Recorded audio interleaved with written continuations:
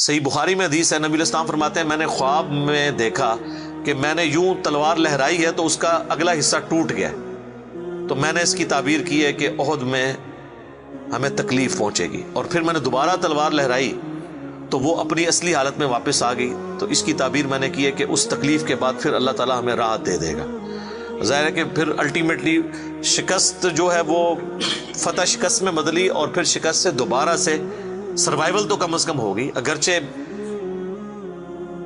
کئی انصاری اصحاب جو ہیں وہ شہید ہوئے،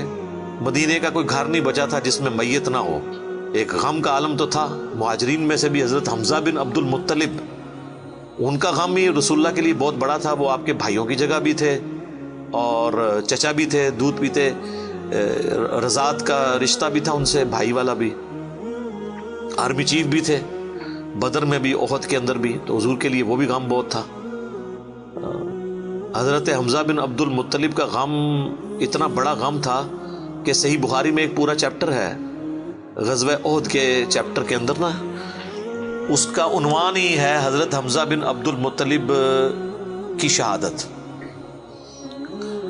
اور اس میں وہ لمبی حدیث ہے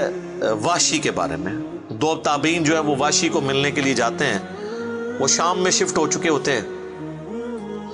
اور ان سے جا کے حضرت حمزہ کا قتل کے بارے میں پوچھتے ہیں، تو واشی بتاتے ہیں کہ جی میری یعنی ڈیوٹی لگائی گئی تھی جبیر بن مطعم کی طرف سے۔ خیر وہ جبیر بن مطعم بعد میں وہ بھی مسلمان ہو گئے، وہ بھی صحابی ہیں، اور ہند جو بیوی تھی ابو سفیان کی، اس نے اپنے باپ کا بھائیوں کا بدلہ لینا تھا، تو وہ کہتے ہیں میں ایک پتھر کے پیچھے چھپ گیا اور میں انتظار میں رہا کہ میں موقع ملتے ہی، سامنے آ کے وہ نہیں لڑا، اس نے چھپ کے جو ہے نا وہ نیزے کا وار کیا، اور وہ کہتے ہیں ناف والی جگہ پہ میں نے نیزہ مارا اور وہ آر پار ہو گیا، اس کی وجہ سے حضرت حمزہ کی ڈیتھ ہو گئی۔ اور پھر کہتے ہیں میں جب مسلمانوں کو اللہ نے غلبہ دیا تو میں مکہ بھی چھوڑ کے، یعنی فتح مکہ کے بعد طائف چلا گیا، طائف میں نے سکونت اختیار کر لی، تو بالآخر طائف میں بھی اسلام پہنچ گیا، وہاں کے قبائل نے بھی اسلام قبول کر لیا، چاروں ناچار میرے پاس کوئی حل نہیں تھا، تو مجھے میرے ساتھیوں نے کہا کہ رسول اللہ معاف کرنے والے ہیں، تم حضور کے سامنے پیش ہو، اللہ تعالیٰ تمہاری غلطی معاف کر دے گا، تو میں بھی ان لوگوں کے ساتھ چلا گیا۔ اب وہ نبی علیہ السلام کے سامنے پیش ہوئے، صحیح بخاری کے الفاظ ہیں کہ نبی علیہ السلام نے پوچھا واشی کا یا رسول اللہ واشی ہوں، قاتل حمزہ کا یا رسول اللہ۔ آپ امیجن کریں، آپ فرمایا کہ واشی تیرا جو یہ عذر ہے میں اس اعتبار سے اسلام قبول کرتا ہوں، لیکن کیا تم یہ کر سکتے ہو کہ مجھے اپنی شکل دوبارہ نہیں دکھانی؟ اچھا یہ حضور کا ہی حوصلہ تھا، ادروائز تو اس کا گاٹا اترنا چاہیے تھا،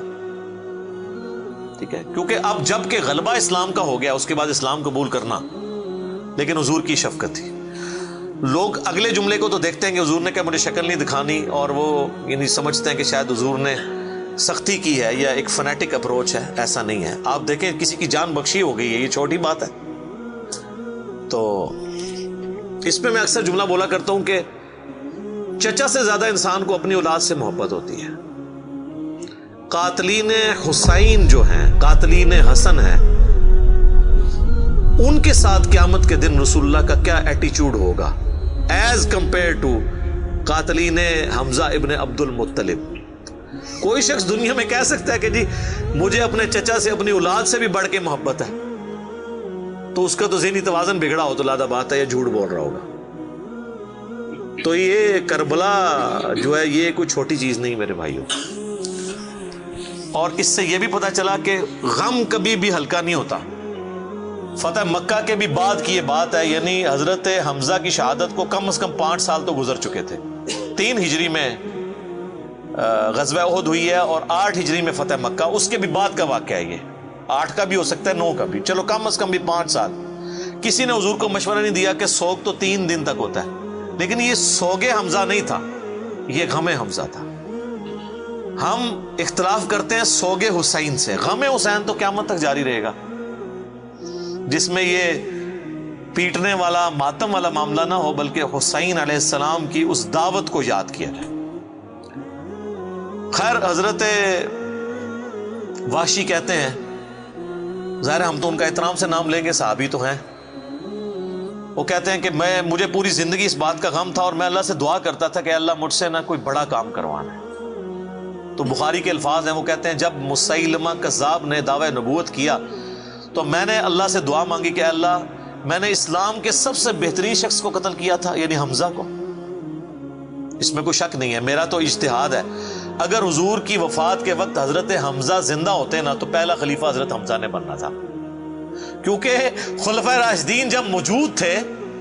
جب تک خلیفہ راشد نہیں وہ بنے تھے ابو بکر، عمر، عثمان و علی، ان کی موجودگی میں بھی حضور نے اپنا آرمی چیف حضرت حمزہ کو بنایا ہوا تھا۔ بدر میں حضرت ابو بکر، عمر، عثمان و علی میں سے تو کوئی نہیں تھا حضور کی طرف سے آرمی چیف، یا حضور ظاہر ہے حضور علیہ السلام کو تو میدان جنگ میں وہ نہیں آنے دیتے تھے، خیمہ پیچھے لگاتے تھے۔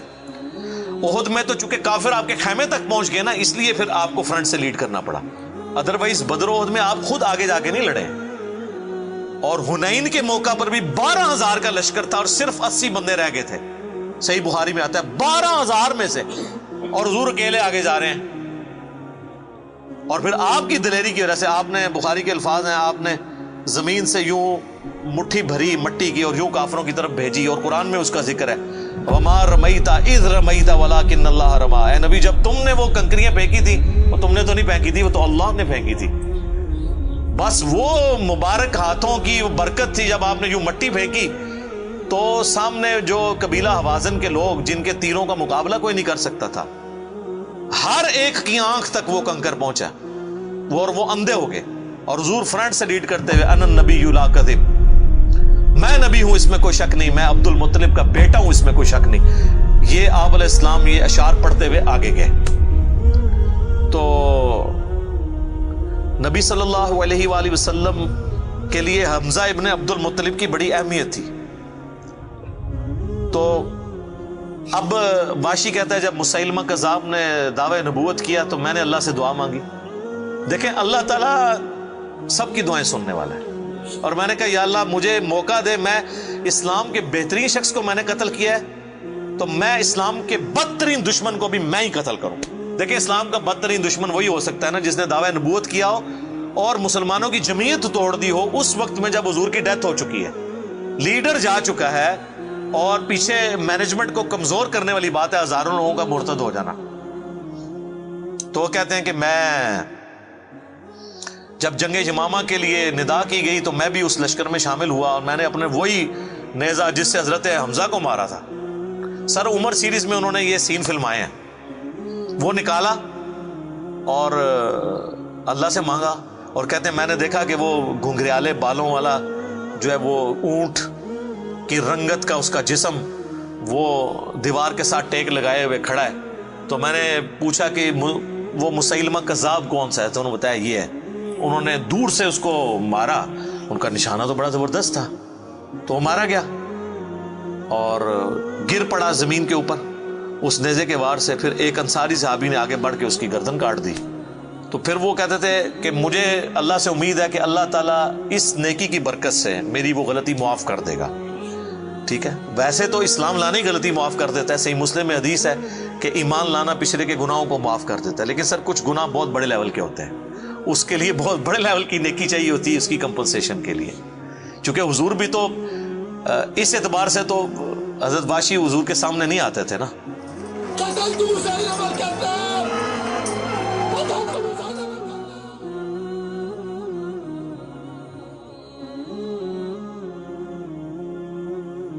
اور یہ کتنی بڑی ان کے لیے تکلیف دہ چیز تھی کہ جس نبی کا کلمہ پڑھا ہے وہ کہہ رہے ہیں مجھے شکل نہیں دکھانی۔ آپ اس تکلیف کو سوچ سکتے ہیں۔ ہاں اب میں یہ سمجھتا ہوں، اللہ سے امید کرتا ہوں کہ قیامت والے دن حضرت واشی حضور کے سامنے اس اعتبار سے پیش ہو سکتے ہیں کہ مجھ سے یہ غلطی ہوئی تو یا رسول اللہ دیکھیں آپ کے سب سے بڑے دشمن کو بھی میں نہیں قتل کیا، تو یہ بہت بڑی سعادت ان کو ملی۔ رضی اللہ عنہم اجمعین وعلیہم السلام۔ صلاۃ بر محمد وآل محمد، اللہم صلی علی محمد وعلی آل محمد واصحابہ اجمعین الی یوم الدین۔